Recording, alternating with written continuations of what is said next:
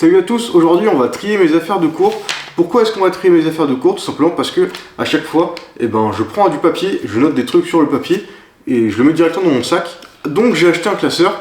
Alors j'ai acheté un classeur depuis septembre, on est déjà en janvier. Et j'ai mis 3 bouts de papier dedans, donc il n'y a pas beaucoup. Donc ce qu'on va faire, c'est juste qu'on va trier tout ça.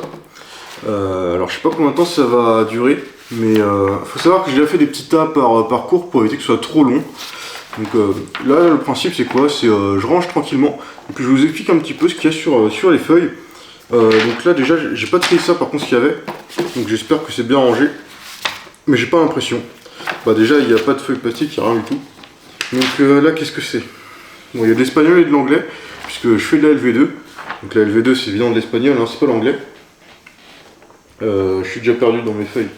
Non, c'est là, hop, hop, il y en a vraiment partout. Là, on est sur des stats. Alors, les statistiques, qu'est-ce qu'on fait en statistique? On fait des analyses de données sur RStudio, notamment des ANOVA.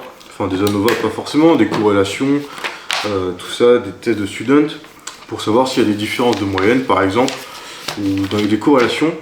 Donc là, on est sur un stade un peu avancé, donc j'ai pas beaucoup de notes en stats, puisque je fais tout sur RStudio. En fait, je note mes notes sur RStudio. Donc en gros, j'ai pas beaucoup de feuilles. Là, on est sur quoi? On est sur de l'anglais. Alors, qu'est-ce qu'on faisait en anglais? Bon, en fait, il faut savoir que du coup, moi, je suis en études d'agroalimentaire. Ça peut paraître con, mais globalement, ce qu'on fait en anglais, c'est qu'on revoit les fruits et les légumes. Voilà. Donc on fait des trucs de CP. Mais c'est pour la bonne cause, puisque en fait, on est obligé de voir ça en agroalimentaire, puisque c'est la base de notre métier, quoi, les fruits et les légumes. Là, hop. Bon, évidemment, on fait pas que les fruits et les légumes. On se prépare notamment pour le TOEIC. Donc le TOEIC, si vous savez pas, c'est un examen anglais. Un examen d'anglais, uniquement compréhension écrite, compréhension orale. Donc ça dure 1 heure ou 2 heures, je sais plus. Et donc l'objectif c'est de se préparer, puisque si on n'atteint pas un certain score au TOEIC, de 785 je crois sur 990, on ne peut pas valider le diplôme d'ingénieur. Donc il faut le valider, quoi, tout simplement. Donc il faut quand même un peu bosser. On a fait un premier test de TOEIC, j'avais pas bon, j'avais pas tous les points, j'avais 660, donc il me faut encore 120 points pour le valider. Bon, c'était juste un examen blanc et c'était la première fois qu'on le fait, mais voilà. Alors, donc anglais autrement. Là, le truc c'est qu'en fait en anglais on brasse de l'air. Et quand on brasse de l'air, on brasse du papier également, il faut savoir. Alors là, bon, il n'y a pas grand chose d'intéressant, à part des articles et tout ça, donc ce que je vais faire, hop là, tout dans la même pochette,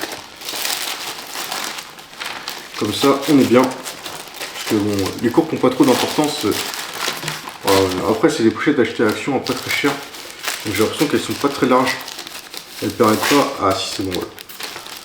Elle est un peu dégueulasse la pochette, bon c'est pas grave, au moins comme ça la section d'anglais c'est fait. Alors j'ai pas d'intercalaire, donc ça c'est un peu un point négatif. Putain la vache, j'avais que mis des stats et de l'anglais dans mon classeur. Faut savoir que ça fait depuis septembre, janvier, ça fait 4 mois que je suis en cours à peu près. Et j'avais mis que 3 feuilles dedans. Donc imaginez le reste. Là on va ranger l'espagnol. Alors l'espagnol c'est vraiment de la branlette. Là je vous ai dit qu'en anglais on voyait les chiffres et enfin les légumes et les fruits. Bon, évidemment, ça va plus loin que ça, alors qu'en espagnol, on voit les légumes et les fruits, mais c'est que ça. On voit les fruits et les légumes. Par exemple, vous savez, là, souvent dans les langues, il nous faut regarder des petites vidéos. Des petites vidéos en espagnol sur YouTube. Sans déconner, quand on regarde les commentaires, il y a toujours des petits rigolos qui se mettent on représente telle classe, etc. Là, les classes qui étaient représentées, c'était les classes de 5e. Voilà. Donc pour vous dire le niveau d'espagnol de la LV2, c'est niveau 5e. Et c'est pas une blague, c'est la vérité. On revoit les verbes au présent, tout ça, donc on a vraiment pas un très gros niveau. Après c'est normal, pour la plupart ça fait 3 ans qu'on n'a pas fait de LV2. Donc évidemment c'est très difficile au début. Hop, on range ça. Il y avait d'autres trucs en espagnol, ouais. Non. Le problème c'est que l'espagnol ça prend beaucoup de papier et c'est pas pour ça qu'on apprend beaucoup de choses. Autrement là, en fait ça me fait chier un peu l'espagnol parce que on a quand même des devoirs à faire. Donc c'est pas non plus des devoirs très compliqués. On a par exemple dû faire une vidéo en espagnol. Alors moi ça me dérange pas parce que j'aime bien la vidéo. Mais autrement, bah, on doit travailler comme beaucoup parce que c'est vrai que pour la vidéo je vais pas faire un truc totalement de merde. Je me sentirais un peu mal si je fais une vidéo de merde quoi. Pas forcément parce que c'est l'espagnol mais surtout parce que c'est une vidéo. Et je me dois de faire une vidéo un peu correcte quoi. Hop. On range tout ça là. Et autrement en espagnol on fait aussi des entretiens en espagnol. Donc là effectivement c'est plus compliqué que les fruits et légumes. Mais il faut savoir que le prof est quand même plutôt pas mal gentil hein. Globalement. Il m'a dit que je parlais, enfin que je faisais pas de faute. En espagnol, vous savez pourquoi je fais pas de faute en espagnol? Je vous laisse 3 secondes pour réfléchir. Je fais pas de faute parce que à chaque fois que je parle en espagnol, je fais a. Donc en fait, sur un discours de 3 minutes, je dis 3 mots. Donc forcément, si je fais une faute sur les 3 mots, bah c'est pas terrible. Alors, l'espagnol c'est fait. Là, on va passer au cours. Ah non, il reste encore la accentuation en espagnol.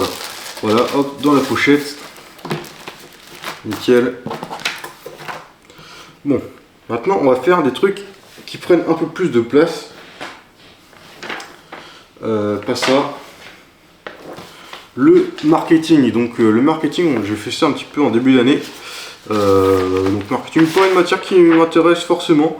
Donc on faisait quoi en gros, comment on positionne un produit sur le marché en agroalimentaire, la segmentation, comment on peut faire en sorte que le produit démarre bien, les différentes matrices, BCG, les trucs des vaches mortes, enfin des pois morts, pas mal de trucs. On avait une vingtaine d'heures de marketing, donc c'est intéressant, mais franchement, je n'en ferai pas mon métier. Après, c'est intéressant aussi de comprendre comment ça fonctionne le marketing, mais voilà, on a vu pas mal de trucs qui finalement, dans un futur proche, ne me serviront pas forcément. Alors, je suis très choqué parce que j'ai pas tant de papier que ça en fait. C'est bientôt fini. Là, on va passer sur la nutrition. Alors, nutrition, c'est quand même assez gros bloc. Nutrition, globalement, qu'est-ce qu'on fait? On regarde ce que ça fait, les protéines, les acides gras, les trucs comme ça. Enfin, les acides gras, les protéines, lipides, glucides, vitamines, minéraux. Là, le papier comme ça, on va le ranger plus tard. Donc, c'est quand même intéressant. Mais bon, c'est aussi pas ma vocation. Pour l'instant, les cours que j'aime bien, on les a pas encore fait. C'est pour ça que je dis que parfois ça m'intéresse pas. À part les statistiques, j'aime bien les statistiques. Mais nutrition, savoir comment ça fonctionne, c'est intéressant. Notamment, bah, c'est intéressant pour soi, mais c'est pas intéressant pour mes métiers que je vais faire. Parce que moi, plus tard, je vais faire de la production. Et donc la production, bah, ça n'a rien à voir avec la nutrition. Bon, ceci dit, il faut quand même comprendre la nutrition. C'est quand même important dans l'agroalimentaire, puisque bah, on produit des aliments. Hop, et si vous voulez savoir, dans la vie j'ai mangé beaucoup de lentilles, je mange encore des lentilles assez régulièrement, un peu moins, mais là par exemple sur des lentilles, quand vous voyez qu'il y a 20-25 grammes de protéines à peu près entre les deux, bah, c'est pas forcément des protéines qui sont toutes digérées, parce que dans les protéines, dans les légumineuses en général, il y a des fibres. En fait les fibres on les digère pas, et les protéines, pas toutes les protéines, enfin certaines protéines sont dans les fibres. Et puisqu'elles sont dans les fibres, en fait, elles sont bloquées. Puisqu'on ne peut pas les digérer, les fibres. Donc en fait, on ne les digère pas. Certaines protéines, on ne digère pas 100% des protéines de légumineuses. Donc c'est un peu dommage. C'est très bien. Autrement, il faut les casser avant pour faire de la farine de lentilles. Et c'est pas forcément très bien. Enfin, c'est pas forcément très. Enfin, si, c'est bien, mais c'est pas très bon, quoi. Voilà, donc j'espère que vous avez appris un truc. Là, qu'est-ce qu'on a? Là, on a quand même un gros morceau, un petit peu la base des études, j'ai envie de dire, c'est de la stabilisation alimentaire. Qu'est-ce qu'on appelle de la stabilisation alimentaire? C'est tout simplement, bah, par exemple, les procédés de pasteurisation. Donc voilà, comment est-ce qu'on calcule des valeurs pasteurisatrices, combien on tue de micro-organismes avec une telle ou telle température, quels micro-organismes aussi on tue, parce qu'on ne peut pas forcément tuer tous les micro-organismes, ou même les vitamines, puisqu'il faut savoir que quand on fait des traitements thermiques, eh bien, il y a des choses qu'on tue, qu'on élimine, comme par exemple les vitamines. Et les vitamines, de préférence, on veut les garder, quoi. C'est plutôt cool les vitamines. Donc voilà, faut savoir gérer la température et la durée du traitement de pasteurisation ou même de stérilisation. Donc c'est important. Donc il n'y a pas que la pasteurisation qu'on voit, il y a évidemment aussi par exemple le séchage, congélation. Congélation c'est important, enfin même le séchage aussi évidemment, même dans l'ensemble tous les procédés thermiques, puisque les procédés thermiques c'est coûteux en énergie. Je pense effectivement notamment la congélation où ça coûte cher, et c'est important justement de pas forcément de congeler au juste point, de bien dimensionner les frigos et les cellules de congélation, puisque ça consomme, et si ça consomme ça coûte de l'argent, et donc l'entreprise fait moins de bénéfices. Hop, là je mets ma dernière feuille, je crois qu'on va être bon. Alors il n'y a pas d'intercalaire, il faudrait que j'en prenne un moment. Mais autrement, voilà, on a déjà fini, hein, c'était assez rapide. Ah, il y a ça. Mais ça c'est de la compta aussi, je commence la compta petit à petit, et puis j'ai déjà fait de la compta l'année dernière, donc ça va, et je vais pouvoir fermer ça et vous dire au revoir.